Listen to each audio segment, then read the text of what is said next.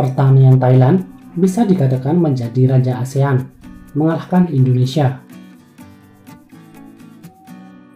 Padahal Thailand belajar banyak dari Indonesia, terutama di era Suharto menjadi presiden. Buktinya, menurut Institute for Development of Economic atau INDEF, menilai sektor pertanian di Indonesia sudah jauh tertinggal dari Thailand. Padahal, luas lahan di Thailand jauh lebih sempit dibandingkan dengan Indonesia. Bukti lainnya berdasarkan data Woodstock Export dari 15 negara eksportir pangan, Thailand berada di peringkat kedua di bawah Vietnam. Menurut INDEF, ekspor Thailand sangat tinggi. Itu disebabkan karena produksi banyak sedangkan jumlah penduduknya sedikit. Itu disebabkan karena produksinya banyak sedangkan jumlah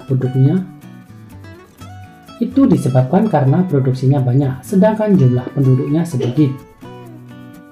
Ekspor hasil-hasil pertanian relatif stabil dari tahun ke tahun.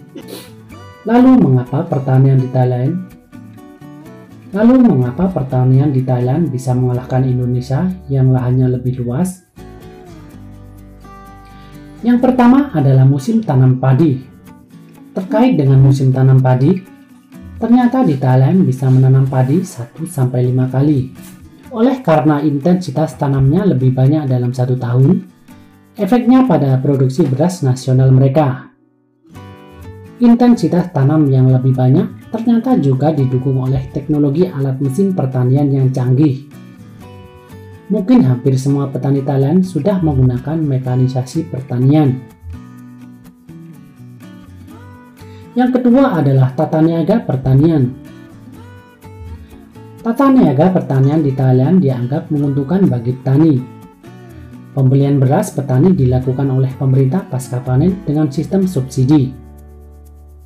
Beras yang dibeli pemerintah Thailand, selain dijual ke dalam negeri, juga disimpan di koperasi petani sebagai lumbung negara dan sisanya lagi diekspor.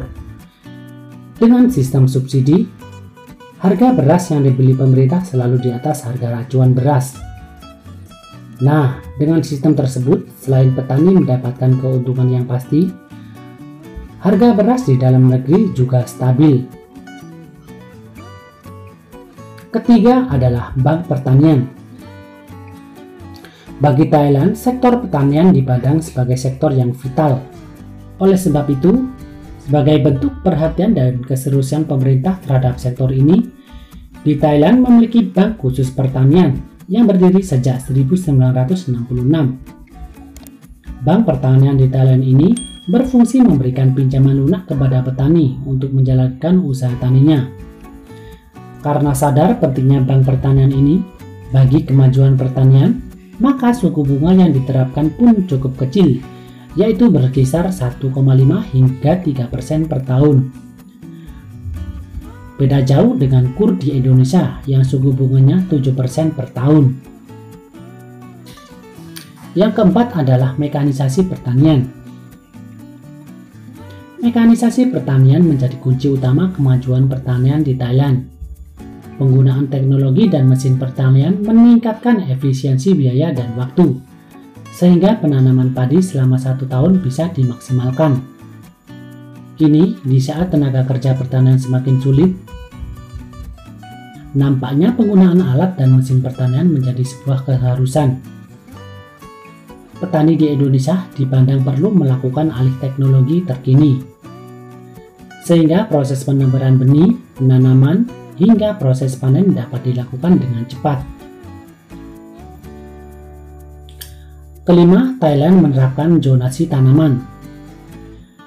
Kebijakan zonasi maksudnya adalah menempatkan tanaman yang bersifat strategis pada lahan tertentu yang telah ditunjuk oleh pemerintah, dengan harapan produktivitas tanaman dapat maksimal. Komoditas pertanian yang sudah ada di wilayah zonasi adalah padi, jagung, tebu, kelapa sawit, karet, dan singkong.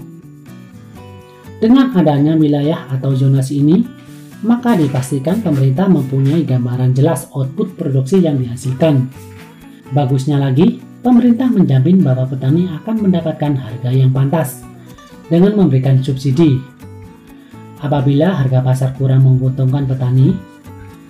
Dengan adanya kebijakan zonasi tanaman, pemerintah Thailand tinggal mengatur waktu penanamannya, menyesuaikan dengan target produksi dan target ekspor. Jika dirasa output di wilayah zonasi masih kurang, maka pemerintah tinggal mencari wilayah zonasi baru.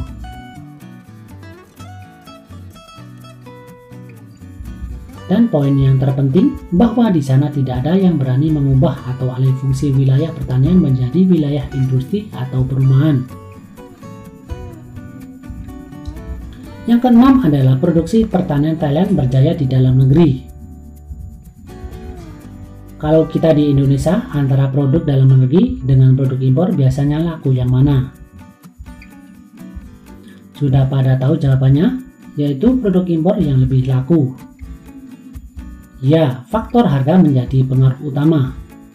Walaupun kualitas masih bagus produk lokal, kalau di Thailand hal tersebut tidak berlaku.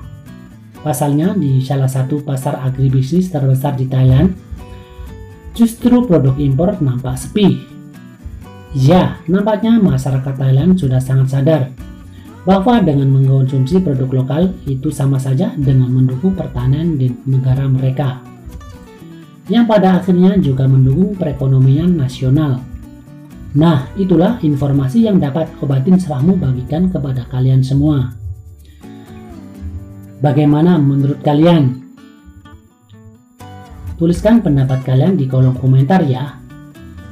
Dan jangan lupa like video ini jika kalian suka. Terima kasih sudah menonton dan sampai jumpa lagi. Jangan lupa subscribe, komen, dan nyalakan tombol loncengnya, agar saya lebih semangat bikin konten di channel ini.